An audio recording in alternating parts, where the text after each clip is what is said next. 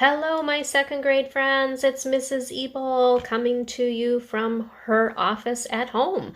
I hope that you're all doing well. I miss you all. I miss not being able to get outside with you for second grade morning recess. So instead of going outside, I have decided that I'm going to read some stories for you. And you can listen to the stories during your normal recess time.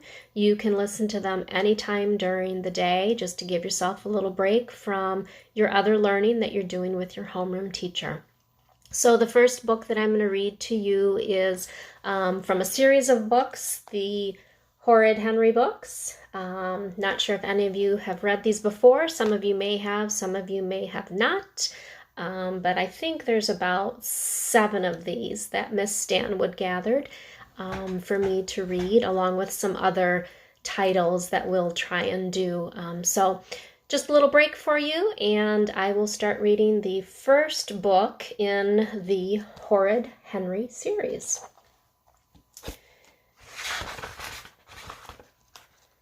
So we have Horrid Henry's Perfect Day. So the Horrid Henry books are like 4 little stories in each book. So this is the first one, Horrid Henry's Perfect Day. Horrid Henry's Perfect Day. Henry was horrid. Everyone said so, even his mother. Henry threw food. Henry grabbed. Henry pushed and shoved and pinched. Even his teddy bear, Mr. Kill, avoided him when possible. His parents despaired. "What are we going to do about that horrid boy?" sighed Mom. "How did 2 people as nice as us have such a horrid child?" sighed Dad. When Horrid Henry's parents took Henry to school, they walked behind him and pretended he was not theirs. Children pointed at Henry and whispered to their parents, "That's Horrid Henry. He's the boy who threw my jacket in the mud. He's the boy who squashed Billy's beetle. He's the boy who—" Fill in whatever terrible deed you like. Horrid Henry was sure to have done it. Horrid Henry had a younger brother. His name was Perfect Peter. Perfect Peter always said please and thank you. Perfect Peter loved vegetables. Perfect Peter always used a hanky and never, ever picked his nose. "Why can't you be perfect like Peter?" said Henry's mom every day. As usual, Henry pretended not to hear. He continued melting Peter's crayons on the radiator. But Horrid Henry started to think, "What if I were perfect?" thought Henry. "I wonder what would happen." When Henry woke the next morning, he did not wake Peter by pouring water on Peter's head. Peter did not scream. This meant Henry's parents overslept, and Henry and Peter were late for Cub Scouts. Henry was very happy. Peter was very sad to be late for Cub Scouts. But because he was perfect, Peter did not whine or complain. On the way to Cub Scouts, Henry did not squabble with Peter over who sat in front. He did not pinch Peter, and he did not shove Peter. Back home, when Perfect Peter built a castle, Henry did not knock it down. Instead, Henry sat on the sofa and read a book. Mom and Dad ran into the room. "It's awfully quiet in here," said Mom. "Are you being Horrid Henry?" "No," said Henry. "Peter, is Henry knocking your castle down?" Peter wanted to say yes, but that would be a lie. "No," said Peter. He wondered why Henry was behaving so strangely. "What are you doing, Henry?" said Dad. "Reading a wonderful story about some super mice," said Henry. Dad had never seen Henry read a book before. He checked to see if a comic was hidden inside. There was no comic. Henry was actually reading a book. Said Dad. It was almost time for dinner. Henry was hungry and went into the kitchen where Dad was cooking. But instead of shouting, "I'm starving, where's my food?" Henry said, "Dad, you look tired. Can I help get supper ready?" "Don't be horrid, Henry," said Dad, pouring peas into boiling water. Then he stopped. "What did you say, Henry?" asked Dad. "Can I help, Dad?" said Perfect Peter. "I asked if you needed any help," said Henry. "I asked first," said Peter. "Henry will just make a mess," said Dad. "Peter, would you peel the carrots while I sit down for a moment?" "Of course," said Perfect Peter. Peter washed his spotless hands. Peter put on his spotless apron.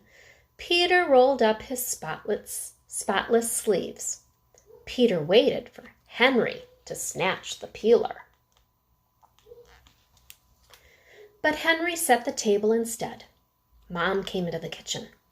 "Smells good," she said. "Thank you, darling Peter, for setting the table. What a good boy you are." Peter did not say anything. "I set the table, Mom," said Henry. Mom stared at him. "You?" said Mom. "Me," said Henry. "Why?" said Mom. Henry smiled. "To be helpful," he said.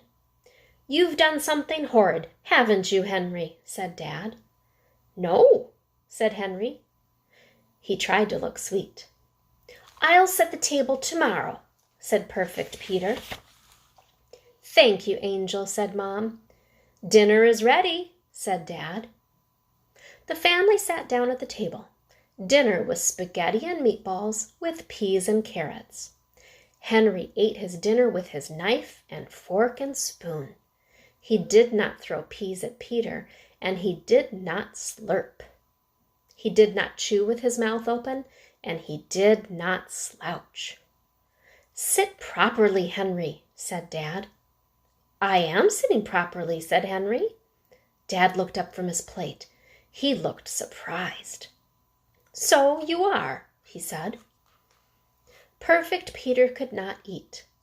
Why wasn't Henry throwing peas at him? Peter's hand reached slowly for a pea. When no one was looking, he flicked the pea at Henry. "Ouch!" said Henry. "Don't be horrid, Henry," said Mom. Henry reached for a fistful of peas. Then Henry remembered he was being perfect and stopped. Peter smiled and waited, but no peas bopped him on the head. Perfect Peter did not understand. Where was the foot that always kicked him under the table? Slowly Peter stretched out his foot and kicked Henry. "Ouch!" said Henry. "Don't be horrid, Henry," said Dad. "But I," said Henry, then stopped. Henry's foot wanted to kick Perfect Peter around the block. Then Henry remembered he was being perfect and continued to eat. "You're very quiet tonight, Henry," said Dad. "The better to enjoy my lovely dinner," said Henry. "Henry, where are your peas and carrots?" asked Mom. "I ate them," said Henry. "They were delicious." Mom looked on the floor. She looked under Henry's chair. She looked under his plate. "You ate your peas and carrots?" said Mom slowly. She felt Henry's forehead. "Are you feeling all right, Henry?" "Yeah," said Horrid Henry. "I'm fine. Thank you for asking," he added quickly.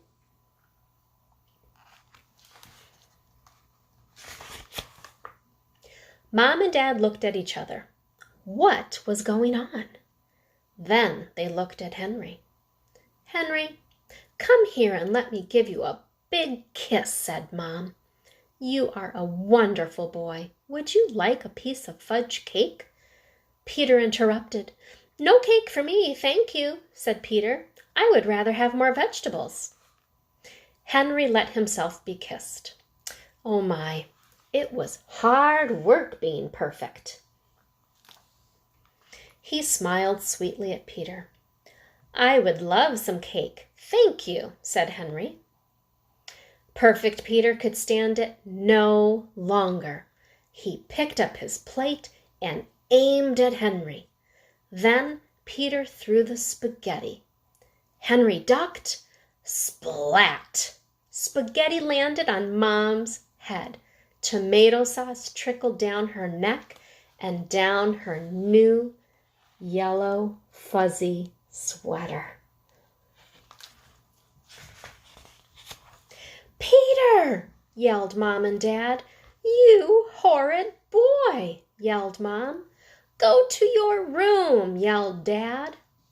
Perfect Peter burst into tears and ran to his room. Mom wiped spaghetti off her face. She looked very funny. Henry tried not to laugh. He squeezed his lips together tightly, but it was no use. I am sorry to say that he could not stop a laugh escaping. It's not funny, shouted Dad. Go to your room, shouted Mom. But Henry didn't care. Who would have thought being perfect would be so much fun? The second story to this series in the first book of Horrid Henry is Horrid Henry's Dance Class.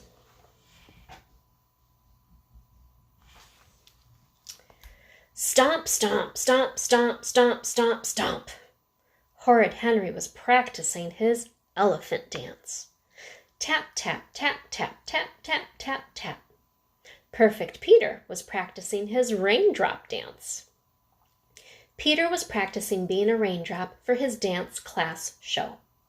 Henry was also supposed to be practicing being a raindrop, but Henry did not want to be a raindrop. He did not want to be a tomato, a string bean, or a banana either. Stomp, stomp, stomp went Henry's heavy boots. Tap, tap, tap went Peter's tap shoes. You're doing it wrong, Henry, said Peter.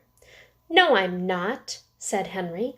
You are too, said Peter. We're supposed to be raindrops. Stomp, stomp, stomp went Henry's boots.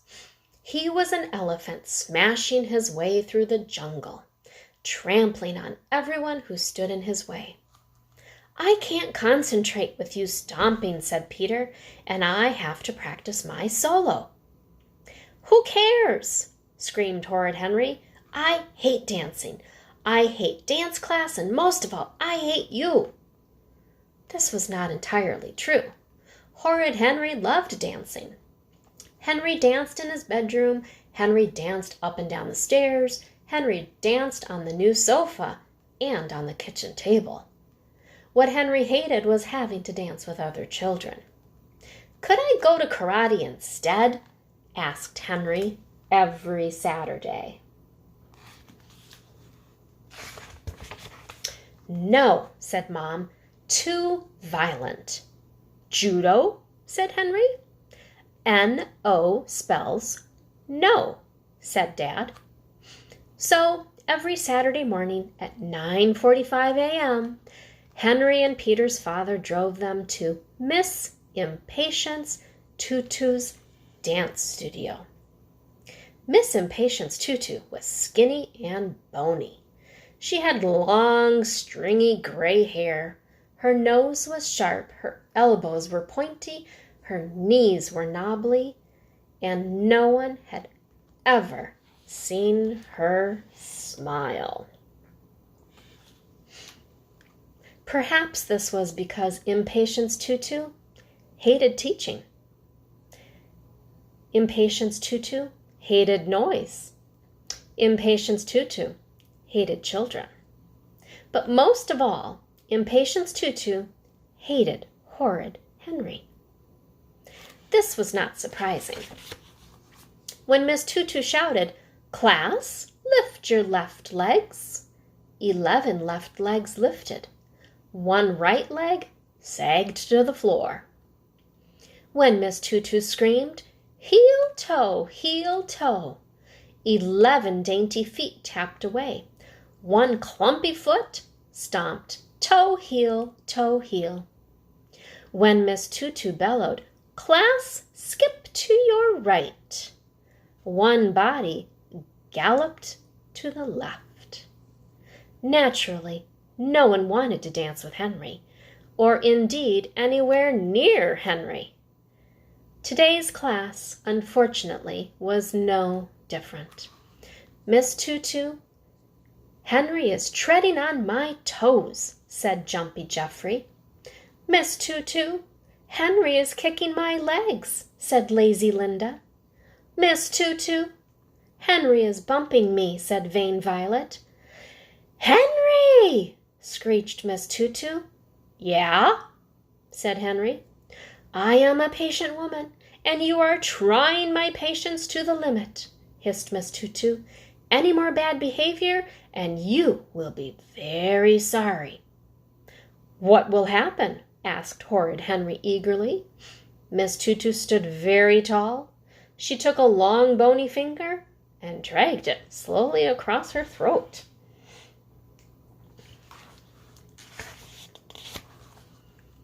Henry decided that he would rather live to do battle another day.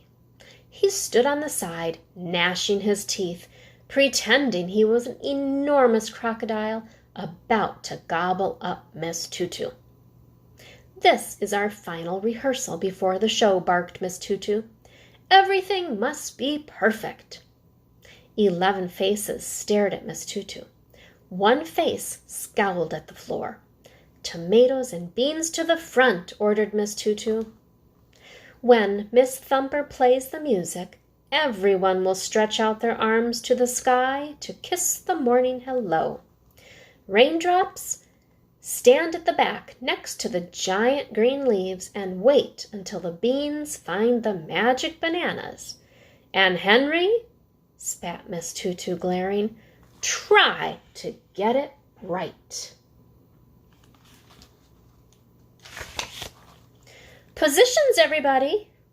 Miss Thumper, the opening music, please, shouted Miss Tutu. Miss Thumper banged away. The tomatoes weaved in and out, twirling. The beans pirouetted. The bananas pointed their toes and swayed. The raindrops pitter-patted. All except one. Henry waved his arms frantically and raced around the room. Then he crashed into the beans. Henry! Screeched Miss Tutu. Yeah? Scowled Henry. Sit in the corner. Henry was delighted. He sat in the corner and made horrible, rude faces while Peter did his raindrop solo. Tap, tap, tap, tap, tap, tap, tap. Tappa, tappa, tappa, tappa, tap, tap, tap. Tappa tip, tappa tip, tappa, tappa, tappa, tip. Was that perfect, Miss Tutu? Asked Peter. Miss Tutu sighed. Perfect, Peter, as always, she said, and the corner of her mouth trembled slightly. This was the closest Miss Tutu ever came to smiling. Then she saw Henry slouching on the chair. Her mouth drooped back into its normal grim position. Miss Tutu tugged Henry off the chair. She shoved him to the very back of the stage behind the other raindrops. Then she pushed him behind a giant green leaf. Stand there, shouted Miss Tutu. But no one will see me here, said Henry. Precisely, said Miss Tutu. It was showtime. The curtain was about to rise. The children stood quietly on stage. Perfect Peter was so excited he almost bounced up and down. Naturally, he controlled himself and stood still. Horrid Henry was not very excited. He did not want to be a raindrop, and he certainly did not want to be a raindrop who danced behind a giant green leaf. Miss Thumper waddled over to the piano. She banged on the keys. The curtain went up. Henry's mom and dad were in the audience with the other parents. As usual, they sat in the back row in case they had to make a quick getaway. They smiled and waved at Peter, standing proudly at the front.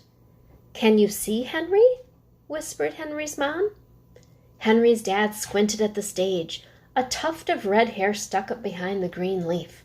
"I think that's him behind the leaf," said his father doubtfully. "I wonder why Henry is hiding," said Mom. "It's not like him to be shy." Said Dad. "Shh," hissed the parents beside them. Henry watched the tomatoes and beans, searching on tiptoe for the magic bananas. "I'm not staying back here," he thought, and pushed his way through the raindrops. "Stop pushing, Henry," hissed lazy Linda. Henry pushed harder, then did a few pitter-pats with the other raindrops. Miss Tutu stretched out a bony arm and yanked Henry back behind the scenery. "Who wants to be a raindrop anyway?" thought Henry. "I can do what I like hidden here." The tomatoes weaved in and out, twirling. The beans pirouetted. The bananas pointed their toes and swayed. The raindrops pitter-patted. Henry flapped his arms and pretended he was a pterodactyl about to pounce on Miss Tutu. Round and round he flew, homing in on his prey. Perfect Peter stepped to the front and began his solo. Tap, tap, tap, tap, tap, tap, crash! One giant green leaf fell on top of the raindrops, knocking them over. The raindrops collided with the tomatoes. The tomatoes smashed into the string beans. The string beans bumped into the bananas. Perfect Peter turned his head to see what was happening and danced off the stage into the front row. Miss Tutu fainted. The only person still standing on stage was Henry. Stomp, stomp, stomp, stomp, stomp, stomp, stomp. Henry did his elephant dance. Boom, boom, boom, boom, boom, boom, boom. Henry did his wild buffalo dance. Peter tried to scramble back on stage. The curtain fell. There was a long silence. Then Henry's parents clapped. No one else did, so Henry's parents stopped. All the other parents ran up to Miss Tutu and started shouting.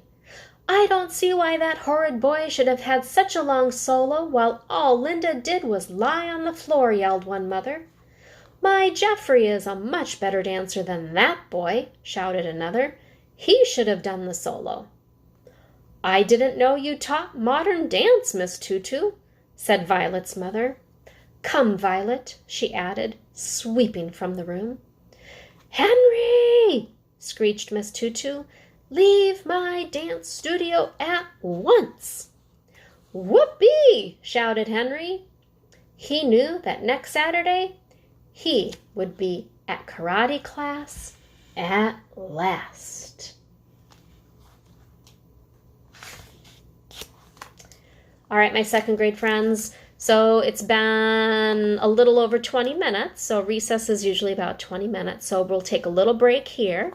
And then you can check back again. And I'll read the last two stories in the Horrid Henry book. We have Horrid Henry and Moody Margaret. And then we have Horrid Henry's Holiday. So I'm going to pause here for a little bit, and then I'll meet you back here, and we'll finish those two stories.